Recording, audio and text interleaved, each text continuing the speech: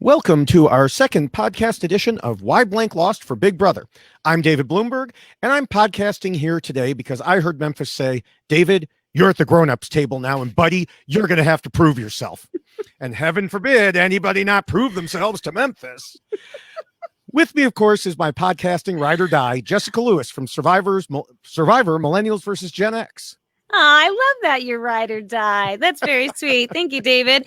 Hello again, everyone. Thanks for joining us for this edition of Big Brother Why Blank Lost. We are all acclimating ourselves to a new set of rules here, myself included. So thank you so much for coming back and taking a listen. And we have a lot to discuss this week, but at the same time, it feels like not too much to discuss. So I'm sure we'll get into that as the podcast begins. Yes, and as we mentioned, leading up to these podcasts and on last week's podcast, we're doing something a little different for Big Brother and having a guest on each week. Mm-hmm. This week, we have a member of the podcasting class of 2020, Gia Worthy. Right, Danny? Right down there.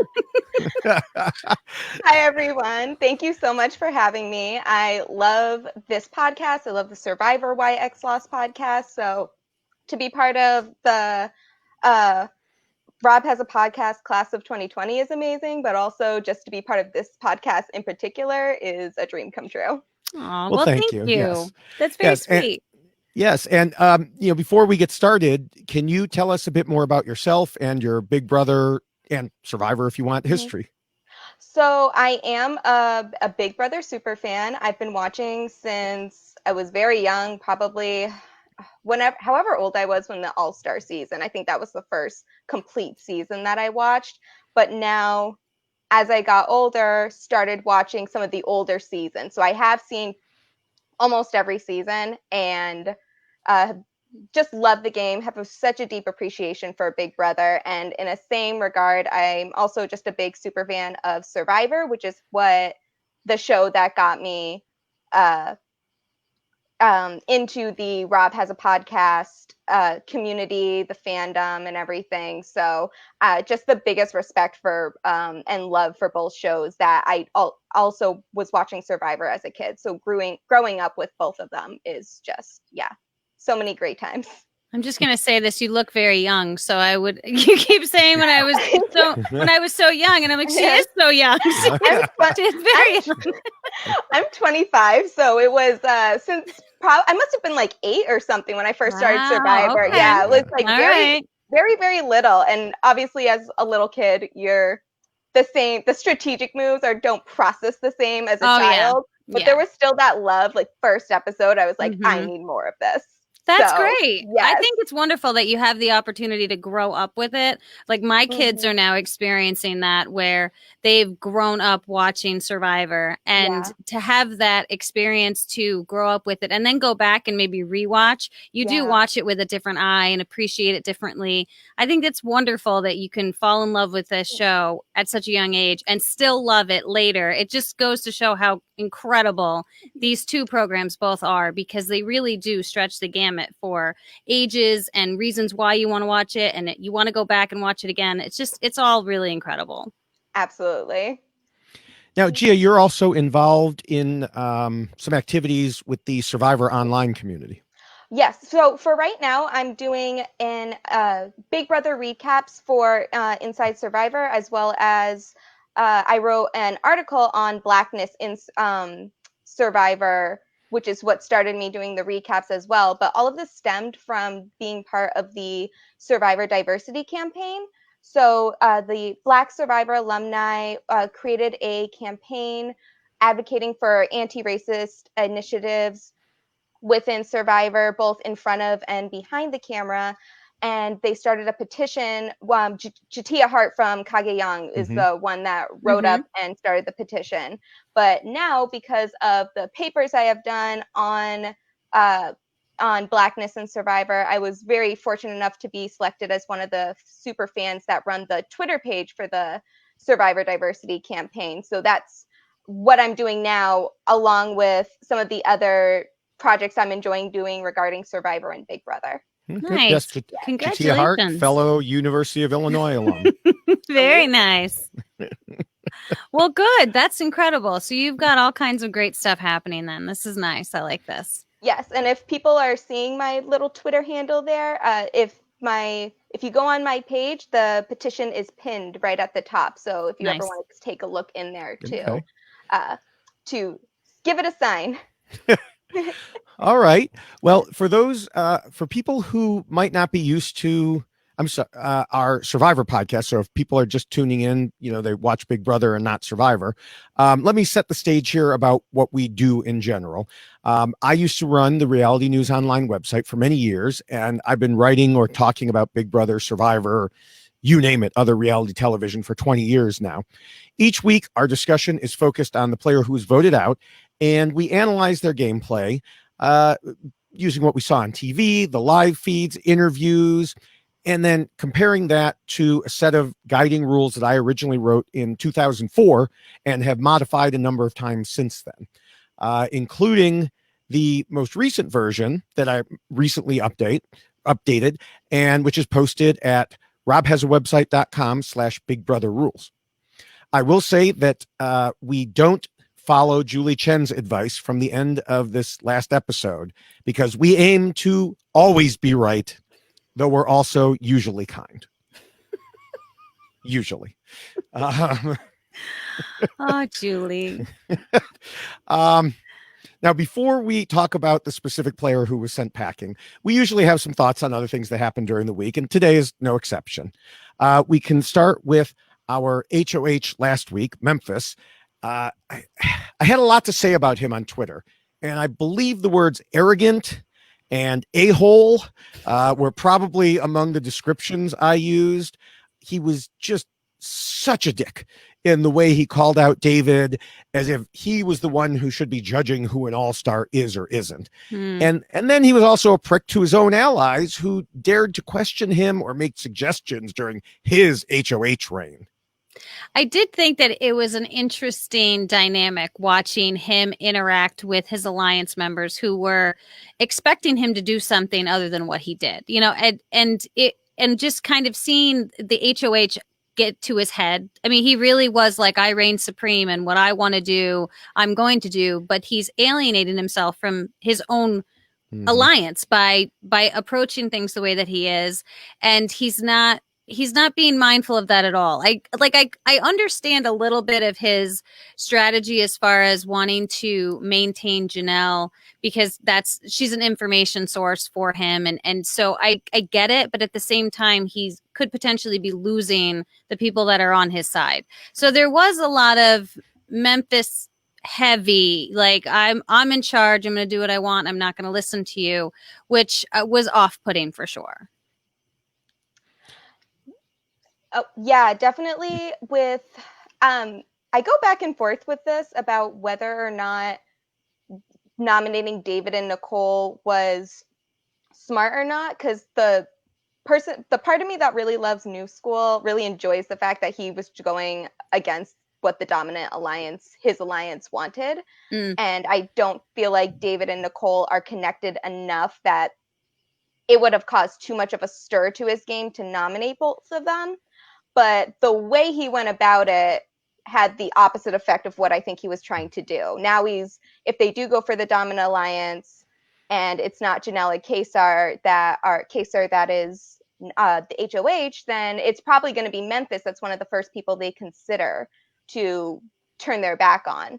So good ideas in theory, but executed horribly. Yes. Yeah, exactly.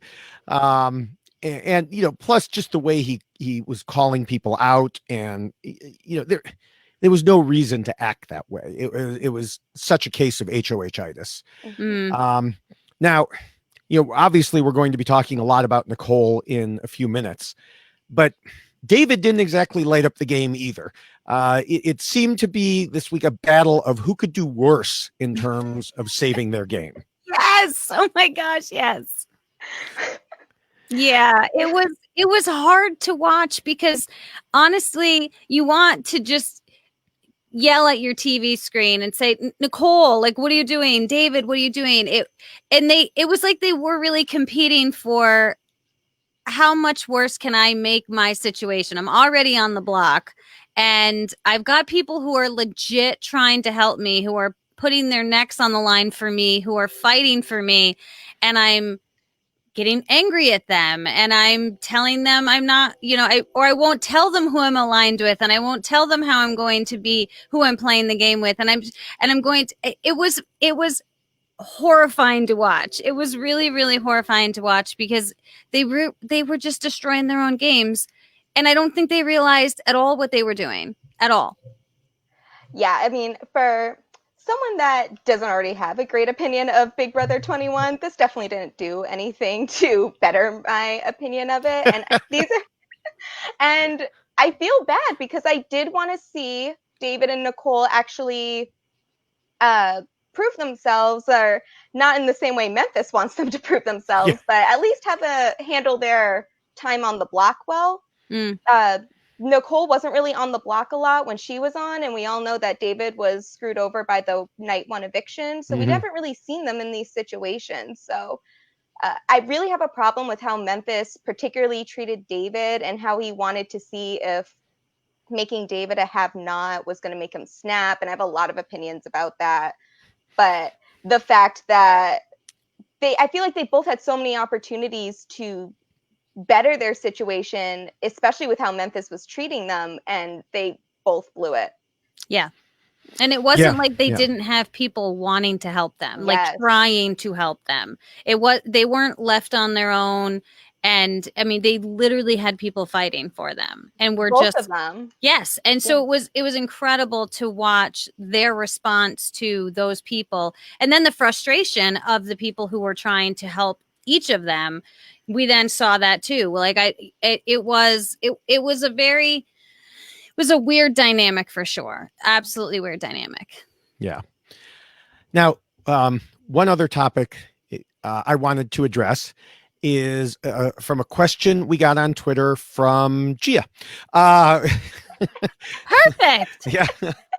I think I already know which one this is, but yeah, you had requested that we discuss the importance of winning challenges on Big Brother versus Survivor, and said you feel like there's more decision-making power with Big Brother challenges. So I thought this would be a good time to discuss that since you're right here. Yeah. So you want to start that off? I just feel like thank you. But I feel like the importance of winning challenges and when to win challenges is significantly different between Survivor and Big Brother.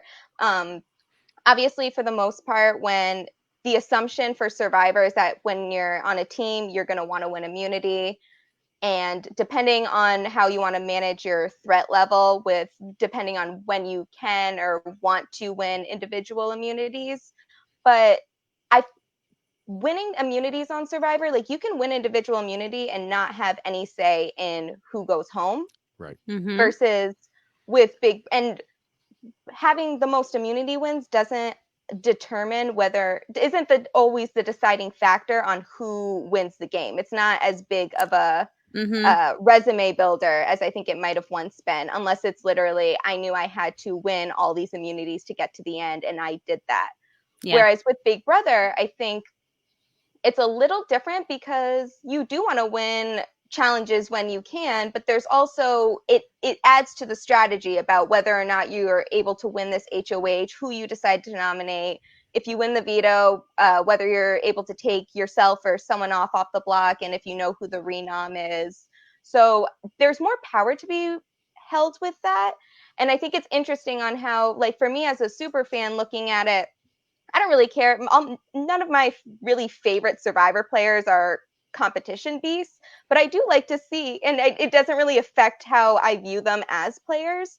But with Big Brother, I like to see my favorites win, and I do think it adds something to at least a good portion of them. Maybe Dr. Will's the exception with that.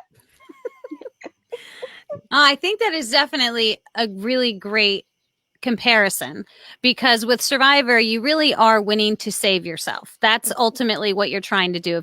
If you're winning immunity, you know that you're not going to be voted for, as opposed to winning head of household. You are the one that is going to be ruining someone's game, and you get to pick. And so Survivor is always more group oriented. There's really not an individual element like there is in Big Brother. I think what we saw, especially with Memphis, when he ended up winning the veto and then decided not to take one of either Nicole or David off the block and put up Janelle, like his whole alliance was asking him to essentially do, and he just discounted that because he was the one in control making that decision. Whereas, like, Survivor, you have to have that group mentality. You have to have people with you, because if you don't, then you can't make anything happen. Whereas in Big Brother, you can make an individual choice if you are head of household, if you win the veto, and it doesn't matter what anyone is telling you because you are the one controlling that decision. So it is very individualistic, as opposed to with Survivor, it being group oriented. So it's a much different way and reason to win. I think Survivor, you're saving yourself. Big Brother, you are in control and you're kind of running the house when you're in control. Yeah. And I mean, on Survivor, we've seen when someone wins immunity, they tend to get more involved in in the strategizing, because they're like, oh, well, it can't backfire on me, at least today. Right. So they'll do that. Whereas, I mean, it's automatic in Big Brother, like you were saying. But what's interesting in Big Brother is, in the initial competition, there's no way to win immunity without also taking on the power. So you'll see people throw the HOH competition because they don't want to be in charge, but then they end up in danger. And, maybe the veto competition isn't as to their liking as the HOH competition would have been. So it is an interesting mix. Now, personally, I still have the same thought process when it comes to comps as I do in Survivor, which is, I don't care if you win them or not, unfortunately, and this is something that I know Taryn has been talking about quite a bit, and so have others. As you get to the end, there are so many physically based competitions that it's hard to get there if you are not one of these, basically young buff men. Yeah. I think we've been seeing that a lot with this past few weeks too, which is even more frustrating. Oh yeah. Especially when we're seeing at the first competition being the women had to get the balls and the puzzle at the furthest spots possible. Yeah. And then the men had, it's right there. It's like, yes, I did notice that. And someone actually commented too that how heavy that thing was. Yes. And this is one of those interesting dynamics that we do see, is that sometimes in Survivor, they'll split by gender depending upon what the challenge is, and I think how many they actually have of women and men. And sometimes that's a consideration that is part of the challenge. And, and I don't think that that's a bad idea, but I do like the idea of having everybody compete against each other at the same time, because, that's what you have to do when you're in the house, is you're competing with everyone. And so there are certain things that some people are going to be better at than others. And there are certain challenges and that women are better at in Survivor than the men are, and vice versa, And so I think that that's something that maybe producers take into consideration when they're coming up with these challenges. But I did think that was interesting. That was like that first challenge, it was all the way at the end for the women, and it was divided, women and men. So it's an interesting thing to see. And I do think that, just between the two, when you have people who are competing as much as they are, that sometimes there are those particular challenges that if you are just a beast, and that's why I think they use that term, you're a challenge beast, because you're strong and you have endurance, obviously it's going to be to your benefit. All right. So hopefully we answered your question there.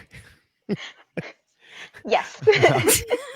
So I think that's a great thing to compare. I like this. This is good. Yeah. I was just thinking about, just in terms of what types of Big Brother players I like and root for versus, like what you look for in even season by season, your favorite Survivor players. And I realized that I just had more of, for whatever reason, again, I don't particularly care if you win challenges in Survivor as much. And with Big Brother, I guess it doesn't really change my opinion, but also just like I like to see them at least have a chance or two at an HOH or veto, see what they do in that position of power, because that really is one of the deciding factors on position of power. Yeah. Right. Yeah. I think that it does affect your game in the long run, because it allows the other people in the house to see how you strategize, because you really are the one that's in control and making decisions, and how you're working with other people in the house. And if you're just going to go with the house, or if you're going to actually try to make some moves, or if you're going to try to do something to put somebody up for a different reason than what other people are anticipating. So there is a lot more strategy that people are able to see when you are head of household versus just an immunity win in Survivor. And when I say just, I don't mean just, that's a big deal, but comes with a different set of circumstances. Yes. Yeah. All right. Well, before we focus our attention on Nicole A, anything else either of you wanted to discuss about this week? There was no bananas. Yeah, no riding bananas. But there was a lot of very terrible acting. A lot of terrible acting. I'm really struggling with this costume thing.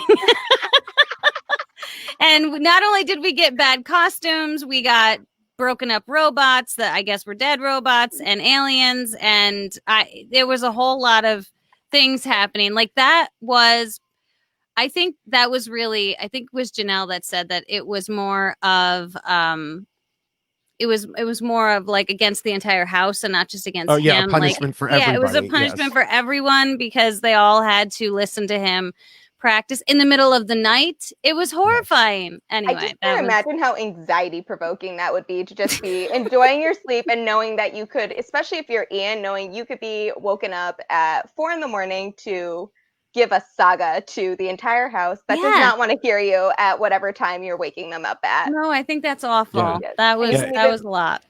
If that were me, I wouldn't sleep at all, because I'd be like, when are they going to do it? When are they going to do it? When are they going to do it? And then I just wouldn't fall asleep. Yeah. No, that was rough. So. All right. Well, last week I noted that when it comes to Big Brother, we almost never get the vast majority of people to agree on anything, from social media to podcasts and so on. But for a second week in a row, we actually do have general agreement. Julie Chen told Dalton Ross that Nicole's vulnerability and paranoia got the best of her, and that getting nominated so early when you know you're not a comp beast just feels like a personal attack and hurtful, such that, quote, she was shook, and others use that to their own gameplay advantage. I just thought it was funny to see Julie Chen saying she was shook. Did Julie get it right, or did the Chen bot only see that which seemed obvious in front of her? Was there more to the story? It's time to determine why Nicole A lost. And I know that it's only the second week of the Big Brother version of this podcast, but we're already going to make a change to the discussion order of the rules this time and talk about the fourth rule first, because it tells players not to let their emotions control them. It's pretty clear that Nicole's emotions did in fact get the better of her for this entire week, and that she unfortunately succumbed to paranoia and anxiety, much of which was probably a remnant of last season, last season was filled with bullies and a-holes. Nicole told Mike Bloom in her interview that her anxiety came right away the first morning, and in the house with the stress of having all these new people and not knowing who to trust. And we saw that anxiety basically tear her apart this week, as she didn't know who she could trust and saw conspiracies around every corner.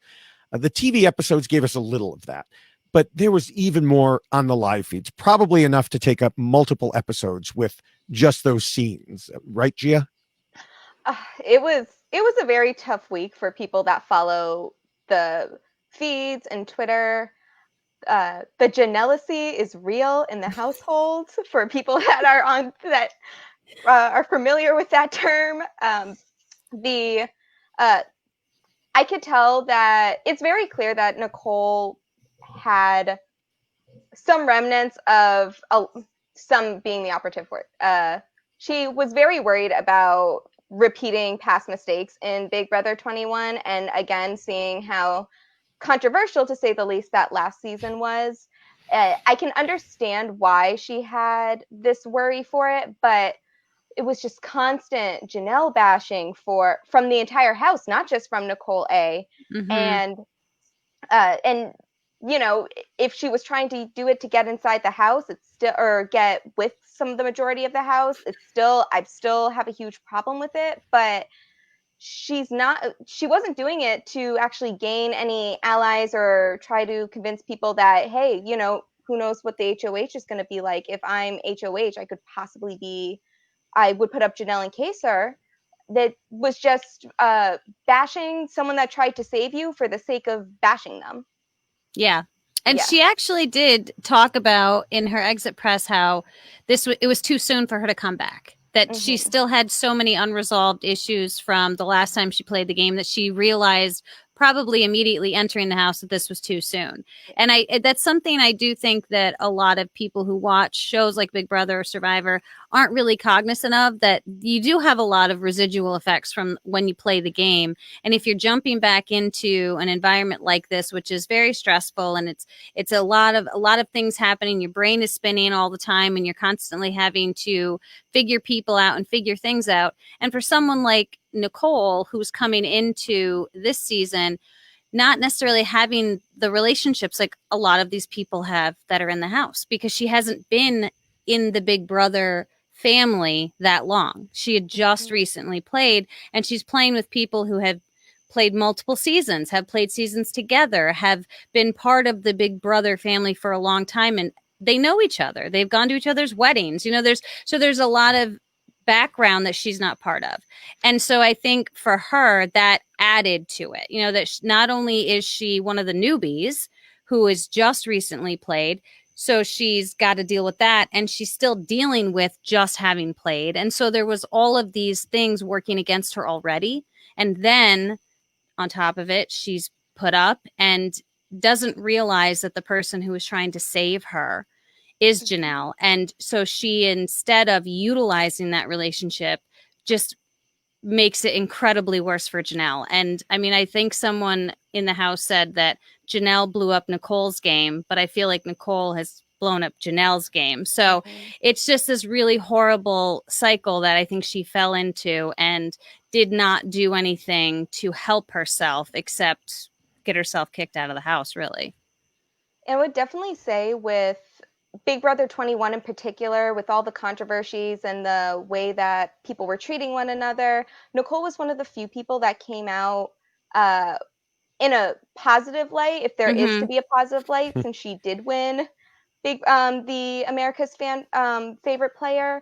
But it could definitely see throughout the week that the toxicity of that game really had an effect on her and David, because David a couple times, even in the first week, was saying how worried he was that he was going to be trying to get to know everybody, which he didn't really get a chance to do as a player last season, and that they were going to be making fun of him in the HOH room, which is exactly what happened last season. And Nicole had a couple moments where she was cast out, ostracized by people, and for her, she was able to still make it far in the game. But it definitely, when you're in that environment and those are the only people that you can see, and then you get out of the house and see all these things that people were saying about you, that has to have a terrible effect, regardless if you were one of the few players that actually had some positive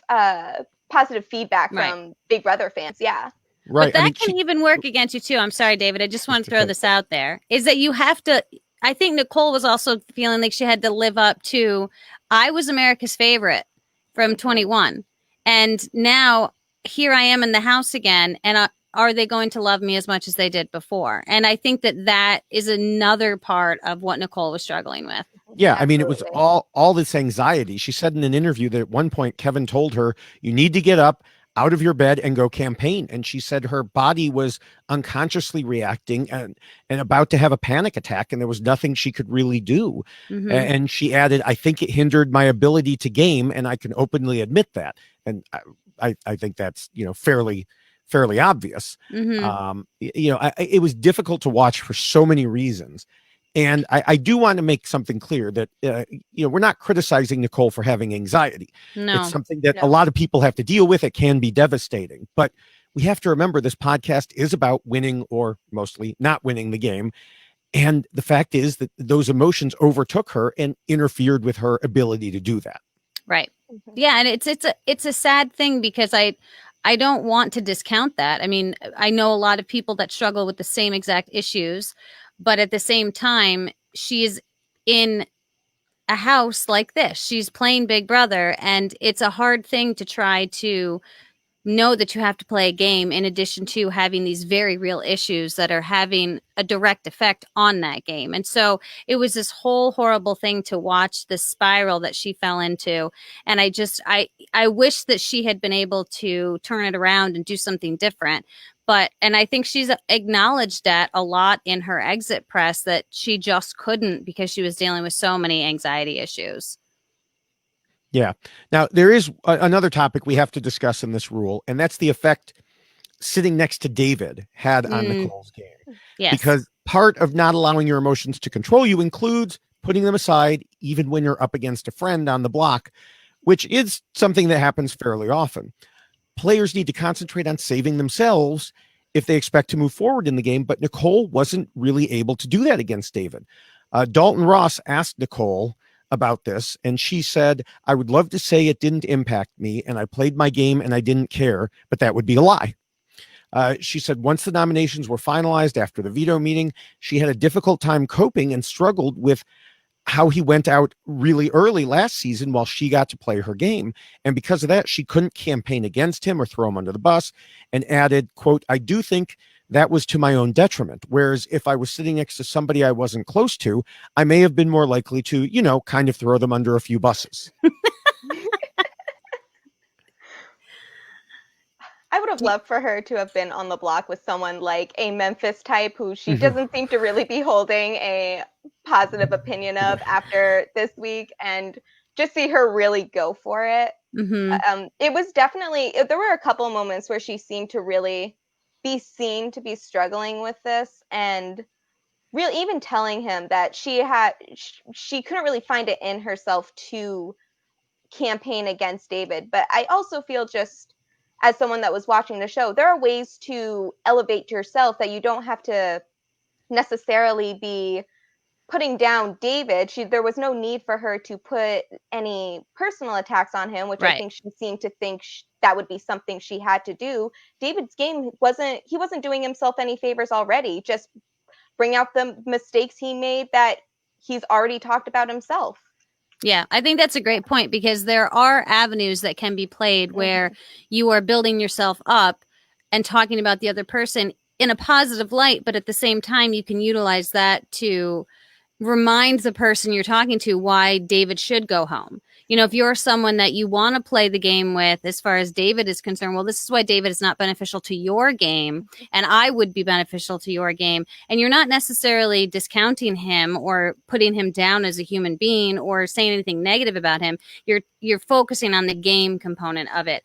And I do really think that for her, she was so worried about speaking ill of a friend of hers, someone who she wanted to be in the final three with, and she had apparently had that agreement with him from the start that they were going to go to the final three together.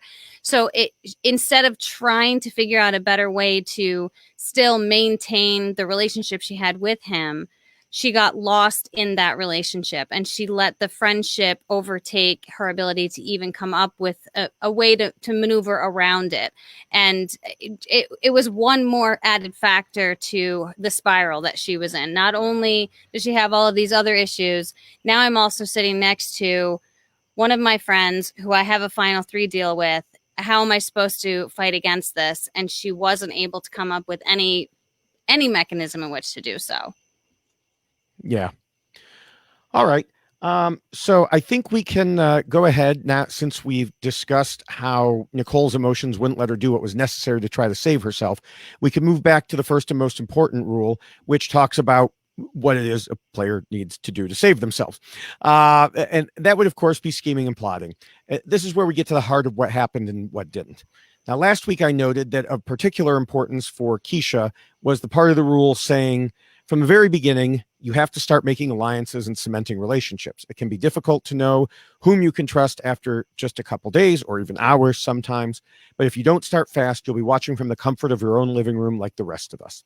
Mm-hmm. I think the same can be said of Nicole that we said about Keisha last week. She came in worried about being left out of the big alliance, but then she still didn't get herself into the big alliance. She did have a final 3 deal with Kevin and Davon. So I don't know, Jessica, if you were talking about a different deal that she had with David, or she had multiple deals, but she had one for sure with Kevin and Davon. And, there were other people that she should have talked to right away and didn't, like Tyler. Yeah. I thought for sure she had talked about having a final 3 with David. I thought she talked about that in her exit press as well. But then again, people can have multiple deals with multiple people. So yeah. It's quite possible. I definitely, I think it was a wish of both of them to make it far together. I don't know if there was there were so many deals being made within the first couple days that it's hard to keep track. But even just the people that she did decide to align with, like nothing. I was so excited to see both Kevin and Davon come back when the cast was revealed to everybody. But Kevin doesn't really have any strong connections right now and was actually one of the people, if you're watching the feeds, they didn't really show this as much on the show, but was really encouraging Nicole to not trust Janelle and Kaysar, particularly Janelle. So I think she should have at least expanded her options to more possibilities than the person she seemed to connect the most with, which seemed to be Kevin. Yeah, I mean, she did have that, solid, if small, alliance, but Kevin was telling her all the wrong things because of his own incorrect reads. And then you had a situation where Nicole was very concerned, much like Keisha was, about playing too hard too soon, which again ended up putting her in a bad position, worrying that she was on the outs after she had pretty much created the situation where she was on the outs. And then she worked to ensure that she stayed on the outs without realizing it. We all know that while Janelle and Kaysar were doing everything that they could to keep her in the house, she was going around attacking the two of them. Yeah. I think that this was a combination of really bad things too, as far as misreads on a lot of people's parts. Like Kevin was having misreads and was giving misinformation to Nicole, but when he was talking to Janelle was talking to him, and she had a complete misread on Memphis and what Memphis was doing, and he was trying to convince her otherwise. And so I think a lot of people were looking at the same exact situation and all coming up with a different scenario and a different thought process as to what was going on. And then Nicole was struggling with all of that information and convincing herself that Janelle and Kaysar were the two that were plotting against her. And I think that stemmed from all of those misreads from so many people about so many people in the house. So another thing, that of course came into play was Davon basically told her, Davon, the other member of her supposed Final 3 alliance, basically told her she couldn't vote to save her. Dalton Ross asked Nicole, quote, Davon told you she was not friends with David, yet she would not vote him out because she did not want to vote an African-American out of the game. What was your reaction from a strategic perspective when you heard that? Because it kind of shuts down a lot of arguments and deals you can normally make. And Nicole responded that she was hurt because, she was serious about the Final 3 deal and she thought that the other two were as well. So she felt let down. And it's a difficult situation for many reasons. Nicole and others tried to talk Davon out of it. I mean, heck, David almost talked her out of it. He did. But, for a while, it looked like Davon might have flipped to save Nicole. And to me, it would have been interesting to see what she would have done if the rest of the numbers had been there. I think, Davon herself was torn in these two different directions. Yeah. Yeah. And I don't blame Davon for making this call, considering the patterns of especially the recent Big Brother seasons, but really it's just been a pattern throughout Big Brother overall about the treatment and eventual placements of Black contestants on Survivor. So I can understand that. But then even if they were able to lock down those votes, and I know they assumed they had Christmas vote when they didn't, but also Enzo threw a vote to her, probably, I'm assuming, to cause some type of paranoia in there. But, they didn't even try some of these other people that they possibly could have grabbed some numbers through, and Enzo was one of them. I understand that probably has something to do with some of the misreads in the house as well, but even with that, I feel like it would have been interesting to see if they had she had come to a realization that Janelle and Kaysar were her best bets sooner, so that they could lock those votes in before the 11th hour. Yeah, I think that's a good point. I think that final conversation where they all kind of sat down together to try to calculate the numbers was a little bit too late. Like that needed to come a lot sooner than it did. And I think maybe at that point, Nicole was starting to realize, oops, like, these were the people I needed, and instead I pushed them away. Yes, it was too late at that point. Yeah, it came back to her lack of trust in those who were trying to save her. And I mean, I don't know if that group could have coalesced if she would have been on board with it. But it certainly would have been useful for her to concentrate on helping herself instead of constantly being mad at Janelle and Kaysar. Yes. She even said in her interviews that she finally realized, just like you were talking about, Jessica, in those last few hours, who they should have gone to. But yeah, by then it was too late. They just totally were going in the wrong directions. It's unfortunate. Yeah. All right, so we can move to the second rule, which tells players not to scheme and plot too much, to keep their scheming secret, and not to backstab until they absolutely need to. I think one place where Nicole over-schemed was the safety suite. And now this is the sort of thing that might fall in a variety of different rules, but this was how I'm viewing things. Memphis told her and others to compete for safety, but she wouldn't do it in large part because she had a "you can't tell me what to do" type of attitude. And I get it. I totally understand that perspective and agree that Memphis was being a complete jerk about it and so many other things. But it doesn't change what her best play was. She still should have gone for it. When you talk to the HOH to try to get a feel for whether you're in danger, and he tells you it would be a good idea to try for it, that is the sign you were looking for as to whether or not you could be in danger. It's kind of like, to me, an older sibling telling a child, "Hey, don't go play in the street." And the younger child, might say, "Now, I'm sure you've never heard this, Jessica. You're not the boss of me." But okay, maybe the older sibling isn't the boss, but that doesn't mean they're wrong. Yeah. No, I think that whole safety suite thing was interesting. I mean, just the way that Memphis approached it, and he was telling everybody to play the safety suite. Obviously, to his benefit, he wanted more people to play, so they wouldn't play next week. But I do think that her response to it was different than anyone else, because when he said that to her, she immediately got her back up and was like, "He's not going to tell me what to do," as opposed to processing what he said and kind of working through it. Like, well, why would he tell me that? Well, he would tell me that because I'm probably in trouble and I should do what I can do to try to save myself.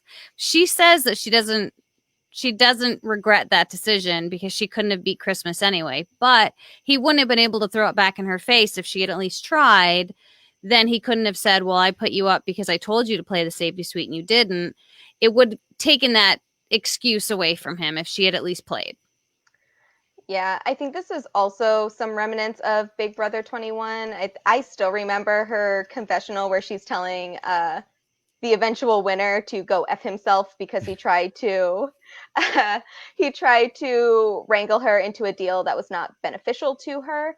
But I think that was a moment where she probably could have benefited from just putting her. I know she was very big about like being prideful about this, just standing up to Memphis. But if you're going to stand up to someone, I wouldn't recommend that it's the current HOH before he made his nominations. Right. In a competition like this, it would have been interesting for her. I just had this thought, but I feel like it would have been interesting to see if she had used the fact that she could play in safety suite next week to her advantage. Maybe try to promise some people that if she won, she could have saved them, used her pass for them or something. So that would have been, I don't think she ever used that type of leverage with Davon or any of the other people. But even after that decision was made, I still, part of me feels like there was something more she could do with that. Mm-hmm. Yeah. I mean, one problem might have been that the rest of them didn't exactly see her as a comp beast. So they might have said, well, yeah, you're playing and so are Cody and Memphis, so this is fair. But I also think, Jessica, you talked about how she said, well, I don't regret that because I wouldn't have won anyway. But the thing is, you never know what the competition is. And that is true. And so saying that now is results-based thinking, results-oriented thinking. You have to make the play that's correct. And doing that comp would have been the best play. Right. Yeah, for sure. Because you don't know what's going to result. You don't know if it's going to suddenly be something that you're amazing at and you're going to kick everyone's butts at. You have no idea. Right. Now, a good part of, the other problems that she had in this rule was that, we've talked about this. She relied so much on Janelle and Kaysar at first this week when they told her that, they would do what they could to keep her safe. And she thought that was it. Okay, I'm good. I don't need the safety suite. But this feeling therefore compounded her disbelief in them when she was nominated, thinking they set her up. And, when they were trying to convince Memphis to adopt their view, Nicole thought they were hanging out together and laughing at her. And so she was over scheming the whole situation, although it does go back to last season when in fact there were people hanging out in the HOH room laughing at her. Yeah. So, all right. Well, the third rule talks about the need to be flexible, which is especially important in Big Brother because of all the twists and turns that get thrown at the players. Gia, how do you think Nicole did here? I feel like again, this goes back to things that we've been talking about, but I just feel like there was so much more she could have done, and she seemed very set once the original nominations were made that Janelle and Kaysar were just sitting in the HOH room and laughing at her and not taking to the consideration until it was too late that it was quite possible that, they just weren't able to convince Memphis because of all the reasons she found out in her interview afterwards. But I feel like she definitely could have, at the very least, considered more options, both with who she could persuade to vote to keep her, as well as who was actually on her side. She seemed very set after the original nominations that Janelle and Kaysar were the big villains of this season, and there was no other way around it. And she also had her allies, Kevin, the people that she trusted, saying, you're right about this. Yeah. Yeah. Yeah. I really am saddened by her response to Janelle and Kaysar because I really it is very frustrating to watch two individuals really go to bat for her, but her be so convinced that they are working against her. And I do have to give Janelle some credit here because she did try to explain that to Nicole and why she spent so much time with Memphis in his fancy room because, she was trying to save Nicole, and Nicole had already made that determination in her mind, and that's it, that she wasn't listening to anything else. And I do feel like she really closed herself off and didn't allow herself to think about the other potential avenues and talk to other people about what their observations were. And instead she just bought into that narrative and then fed that narrative, which then just created it to be even, to be talked about by more people. I mean, all of a sudden, this idea that Janelle and Kaysar were the problems in the house, more people started having those same conversations absent Nicole. And so I really do think that narrative took over, unfortunately, for Janelle and Kaysar. And also Nicole. Especially with the way Memphis was acting all week, I feel like it's not too far-fetched to just consider the idea that Janelle and Kaysar might not be able to convince Memphis of really anything once he has his mind made up. I feel like there were obviously watching the feeds, we know a lot of the conversations that are going on that the contestants in the house aren't going to know about. But I feel like there were a lot of signs with Memphis in general that perhaps Memphis couldn't be convinced by anyone about who he should nominate, which is, exactly what happened. Yeah. And she might have known that if she'd had those conversations with other people. Mm-hmm. Yeah. But unfortunately, like you guys were saying, it all came back to Kevin. She kept going to Kevin. Well, I have these thoughts. And he'd be like, no, they're evil, and they just smack her right back into that inflexible situation. So, yeah. Anyway, we can move to the fifth rule since we already discussed the fourth, which tells players that they need to pretend to be nice and play the social game, along with a number of other specific admonitions that we went over last week. Nicole didn't have to worry about those in particular, but we do have to look at her social game. It seems like part of it was affected by her podcasting and her co-host, especially when it came to Nicole Franzel. So Jessica, beware, when you go back, people are going to blame you for all the stuff I've said about them. I know. Listen, the fear is real, okay? Because I have interacted with Survivor people who I have talked about, and they haven't been real happy with some of the things that we've discussed, even though we were very kind, I think, and just talking about why people lost. And right. So I am very aware that podcasting for something you are a part of and then going back in and going, hey, everyone, I'm the one that was talking about you. Yeah. So I feel for her because I do think that came back to play on her mind a little bit while she was in that house for sure. Yeah. I think aside from that, the main problem she had was with Memphis, in this rule. She specifically said in her Mike Bloom interview that she didn't have patience for him. She said she tried to engage with him, but he just wasn't giving her anything back. So with that in mind, Gia, should we be criticizing her for not trying hard enough or just kind of throwing up our hands and saying, well, she did the best she could? As the most recent America's favorite player, you think that this would have been the rule she would have had the least worries with. But I think she got too much in her head about the type of player she wanted to be and the type of players that she didn't want to align herself with that got her so far her first time around, which again was so recent ago. And, as much as I don't think she should be the one to be blamed because Nicole F doesn't like her podcast host or whatever the other whatever pre-game situations happened beforehand. So some of it might be out of Nicole's hands, but I think there was a lot more that she could have done with this. And even if Memphis was probably not the person that you were going to be able to sweeten up to with, especially regarding nominations, this is probably, she could have done a lot more with all of this. Definitely. And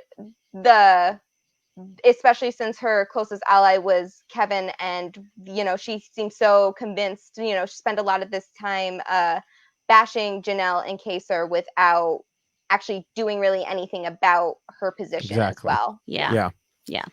I do think that this is one of those situations where people you have to play the hand that you're dealt, right? And when you play this game the first time with a bunch of new individuals that have never played before, you all kind of walk in with a clean slate. Nobody knows anything about you. Nobody knows your backstory. Nobody knows how you play the game. And so there is an advantage to that because you really are an unknown.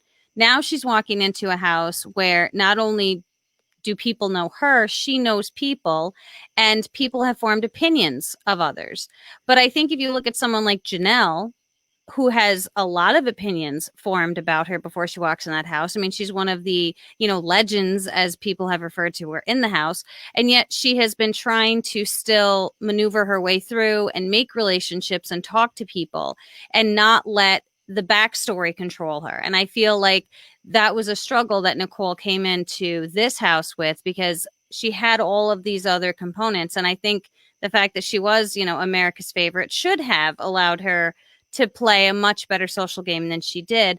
But I think that also worked against her because she was struggling to be that player, but you can't be the same player. You have to be the player that the house is going to allow you to be because you were playing with different people. And so this is what you've been dealt. This is what you have to deal with. And she just didn't deal with it properly. Yeah. All right. Well, the 6th rule warns against being too much of a threat. And much like last week, I don't really think Nicole had much to worry about here. Do you, Gia? No, this was probably the easiest rule for her to abide to. She was definitely not too much of a threat. If anything, I think there's only so much you can do about what competitions are thrown your way. But even with the safety suite, maybe try to be a little more of a threat than what she was. I don't think, unfortunately, that she realized too late the hand she was dealt and didn't have a lot to offer to really sway people when she did come to those realizations. And she could have used that to her benefit, right? Like, yes. If I'm not good at comps, keep me around because I'm never going to be head of household. So why are you worried? Like, I will always do what you want me to do because I will never be in your chair. So don't worry about me winning. Just let me play the game with you. I will strategize. I'll vote with you. And I'm not going to ever have the ability to put you on the block because I'm not going to win. Yeah, and she did point that out, like in her final speech when she, kind of metaphorically smacked Memphis with this fact. And then she said on her RHAP interview that there were so many others that Memphis could have targeted who were challenge threats, but he went for her instead. Now, I do think the point she missed. Now, I do think she should have brought that up while she was still in the game. Yes. But the point she missed when she was saying this out of the game, and it is totally understandable since she hasn't yet seen things from the outside perspective, is that Memphis didn't want to go after a threat. He wanted an easy HOH reign. We were talking about this at the top of the podcast. So he could maintain his multiple alliances and not give away where he truly stood. Right. To quote Aaron Burr in Hamilton, lower your voices, you keep out of trouble, and you double your choices. That's a good one. But of course, Memphis did such a crappy job that I don't think he actually fooled anyone. And we'll see how that goes for him. I think this week of a Tyler HOH may give him time to recover. And by the way, we've said before, this is spoiler free. I do not know what has happened yet as I'm speaking here. So I'm just guessing that this Tyler HOH week may give him time to recover. But, that will probably be fodder for another later podcast. All right. So the 7th rule, which, as we mentioned last week, is unique to Big Brother, says to trust almost nobody. On the one hand, I would say that Nicole excelled at this rule. Indeed, she was a massive overachiever when it came to people who were actually on her side. Except in one area, and that was Kevin. Throughout the week, she would talk to people, see the evidence that Janelle and Kaysar were with her, start to realize what was actually going on, and then talk to Kevin, who would blow everything up. Yeah. I really am. This whole dynamic between her and Kevin, and then Kevin and Janelle, and everybody just giving misinformation. It just has messed up everybody's game. At times I'm like, good job, Kevin. And then I'm like, no, Kevin.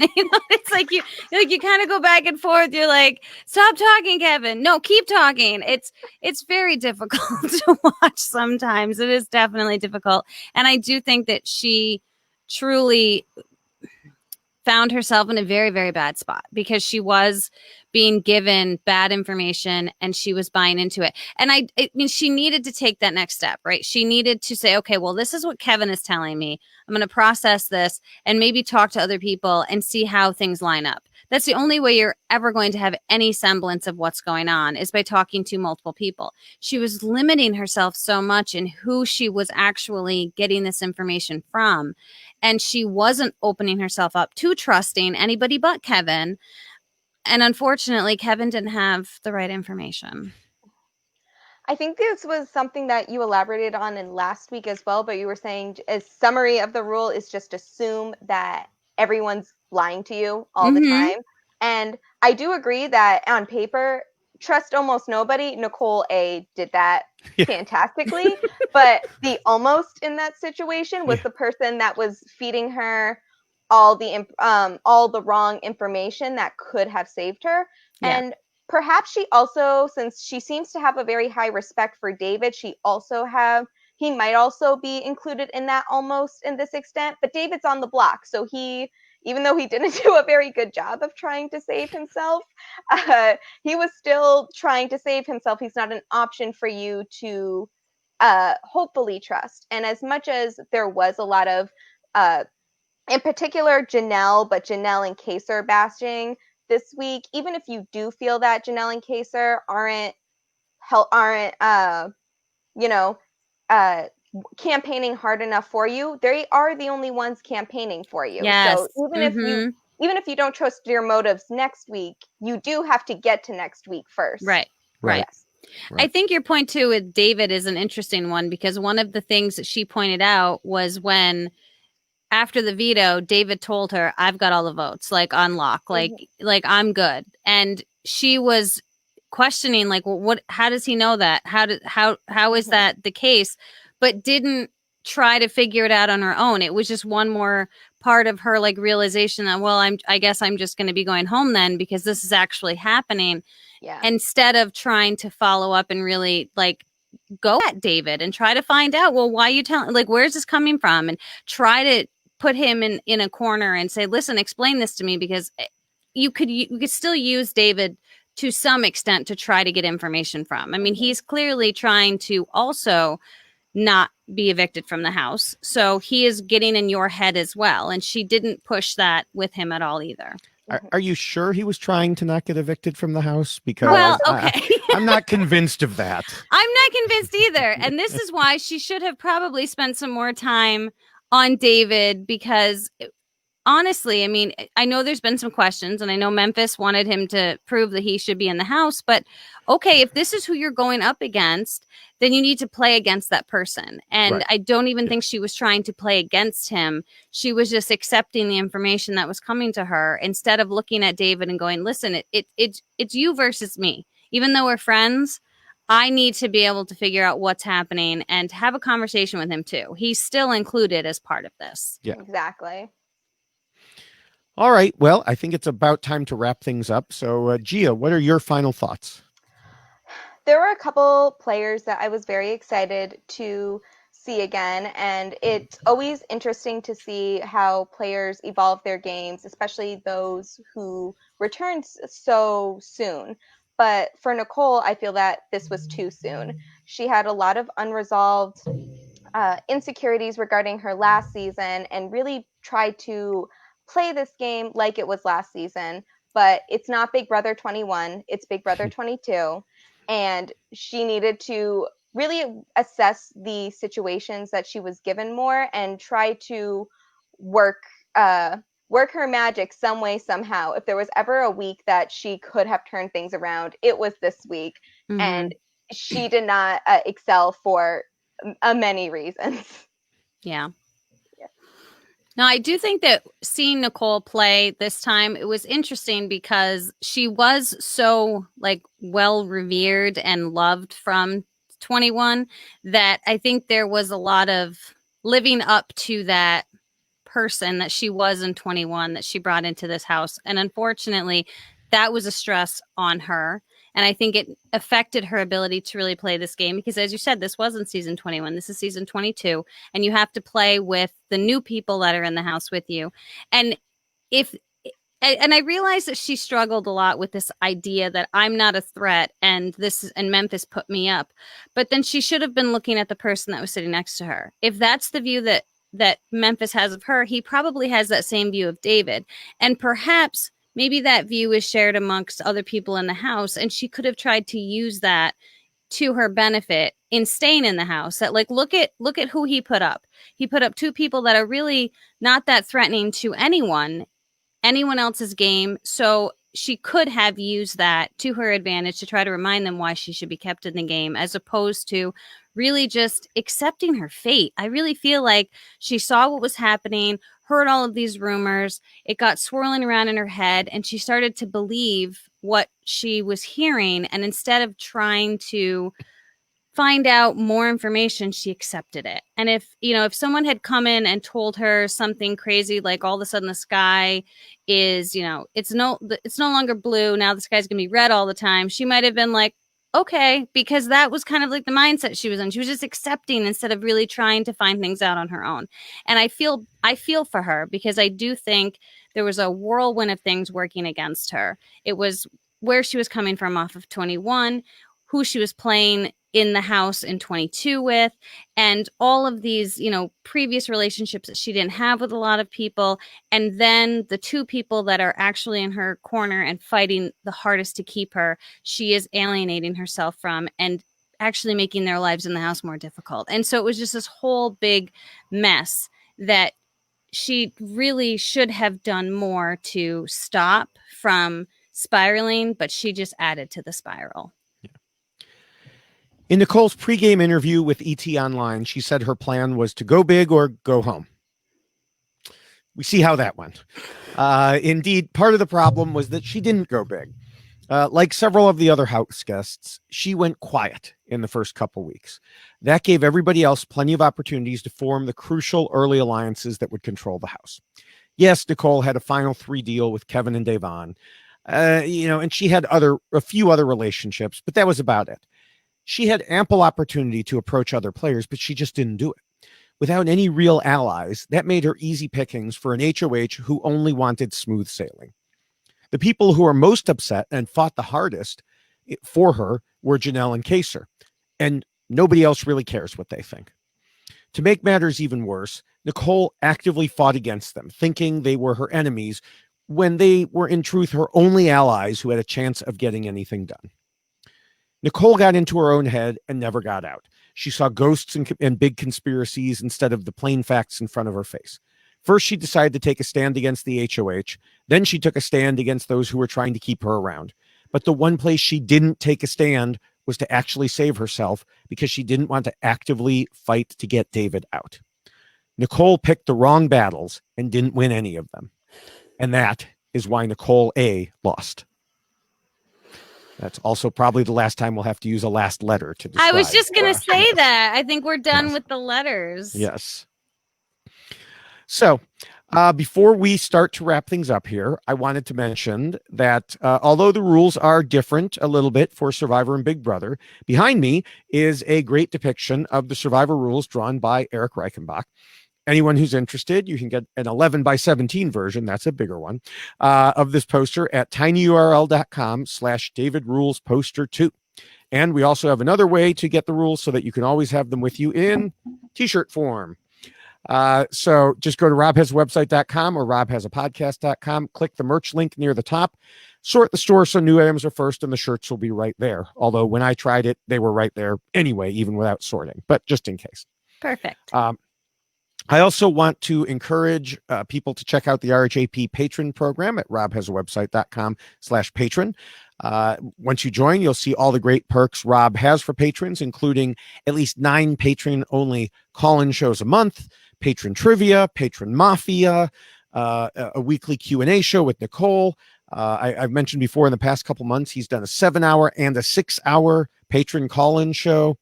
And of course, even when Rob isn't talking directly to everyone, there are the Facebook groups to, keep you occupied with a great community of people, including me and Jessica. And you can talk about Big Brother, Survivor, life in general. So again, remember to go to robhasawebsite.com/patron.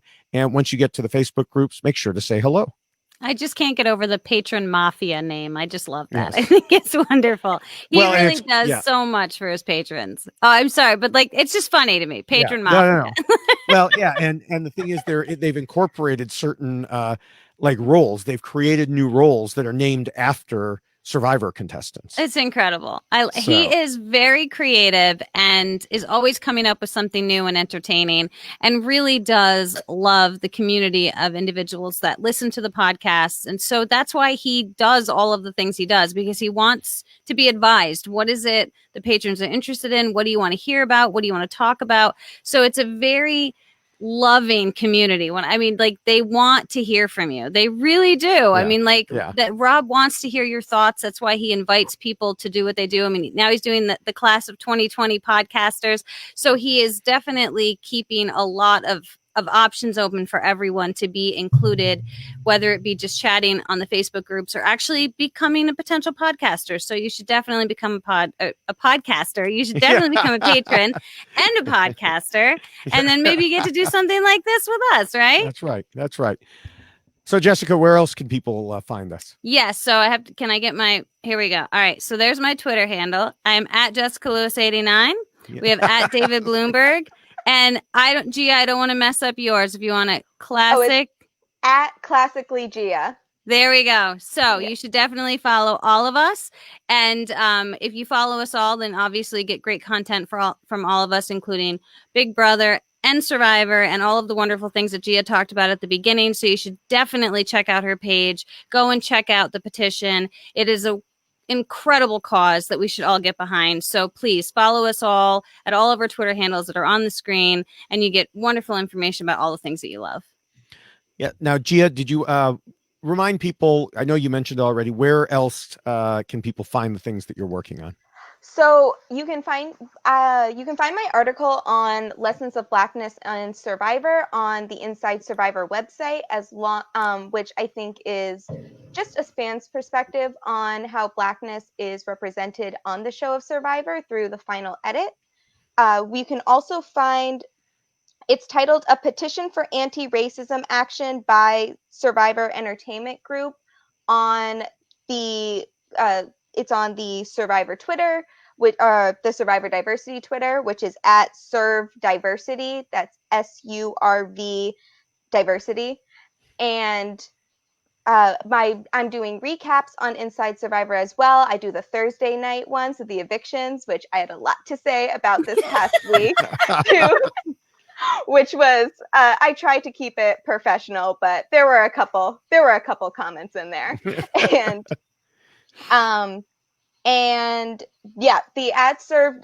Survivor Diversity page has a lot of the content, and it also has events posted about it. So you can find all the recent, even though Rob has a podcast, Black Voices of Survivor, we advertise those. We highlight the roundtable discussions that have been done with Black Survivor alumni.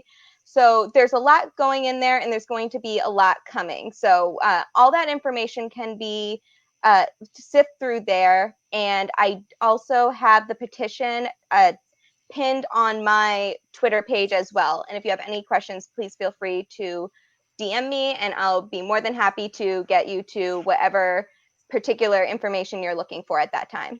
Okay, nice. Great. Yes. All right. Now, speaking of Twitter, we need a hashtag. Do either of you have any ideas for a hashtag? I don't.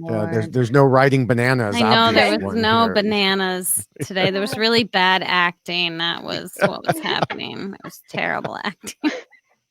I mean, I love Ian, but whew, that was I don't really have a hashtag. The title of my recap was "Your Own Worst Enemy," which I feel like could apply to Memphis, Nicole, and David.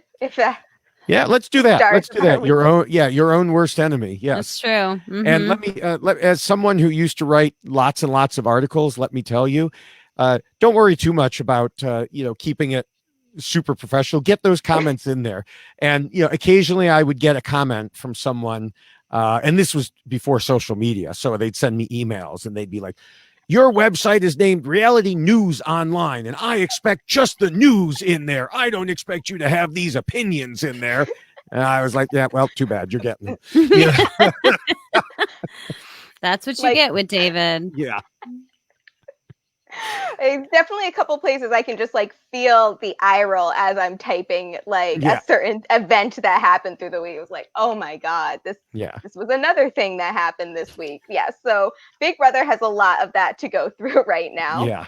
Yes. Yeah. So, all right. Hashtag your own worst enemy. And of course, the hashtag for this podcast overall, YX Lost.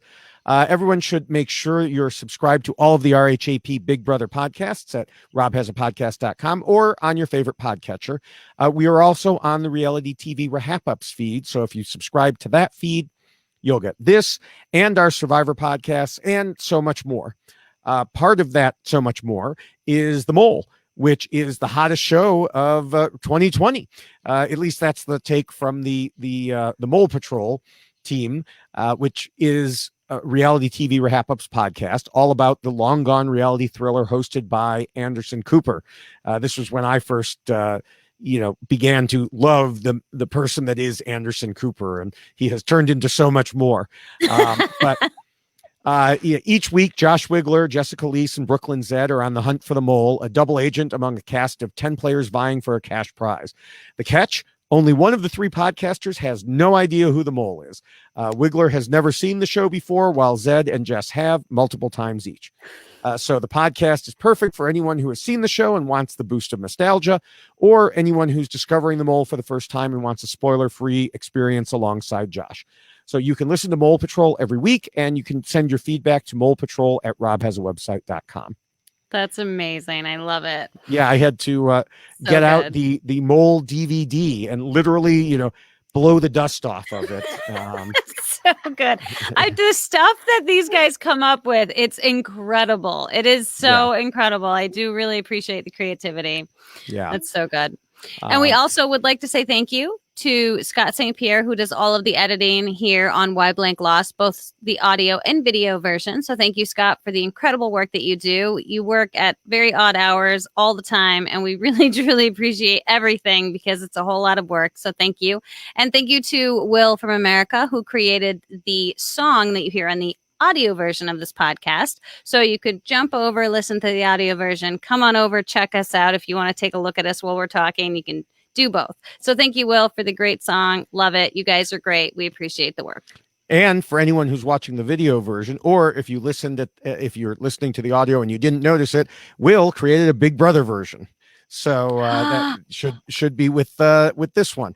Oh my gosh. So, I have to go listen to it now. Well, I mean, it's pretty much the same version, but it changed a couple words. And nice. It looks, Jessica, like someone doesn't check her email all the time. Do you not already know this about me? You should definitely know this about me. This is why you have to text me. You have to text me and go, Jessica, check your email. Then I'll check my email. Yes. So also, before we close out here, I do want to remind people later this week that they can see me and Jessica again. We'll be finishing up our journey through Survivor Time and looking at the finale of the very first season as we discuss why Richard won. So already a few days ago, we, of course, put out Why Coach Lost. Jessica was unable to do that, but we luckily had Sarah Carradine, a different member of the class of 2020, sat in for Jessica and even had her paper notes. And she did wonderful. Yes. So great. It was amazing. Yeah. So if you haven't listened to Why Coach Lost, you should, and then be ready for Why Richard Won. And then after we do Why Richard, that's hard to say. After we do Why Richard Won, then we'll be done with Survivor for a while, unfortunately. But we'll be able to focus 100% on Big Brother. Yeah, it makes me sad because I obviously love Survivor, but I also will like having maybe 5 more minutes of time to not have to watch 10 episodes. 10, 11, 12, 13 oh episodes. My gosh. Yes. Yeah, it's a lot, right? Yes.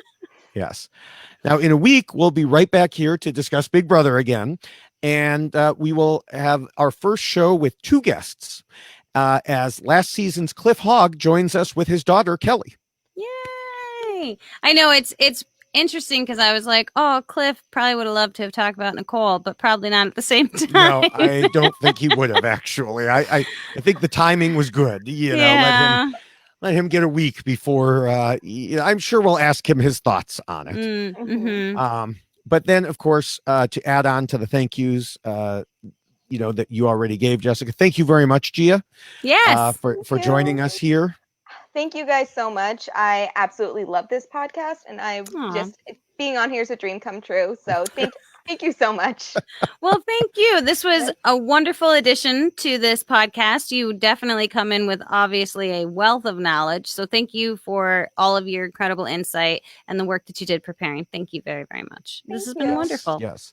And of course, Jessica, thank you for another great week. And I like you said, you've got a lot going on, so we appreciate this as well, being able to watch the live feeds and see spacemen and oh my gosh. Well, it's crazy, okay, because I know I talked about this last week, but I really do feel a little stalkerish because I get up in the morning, I maybe a cup of coffee, and I sit down and I'm like, all right, I'm gonna go on the live feed and see what's going on. I'm drinking my coffee, and I'm a stalker. I mean, that's what I feel like. I'm watching these people live their lives in this house, talk about each other.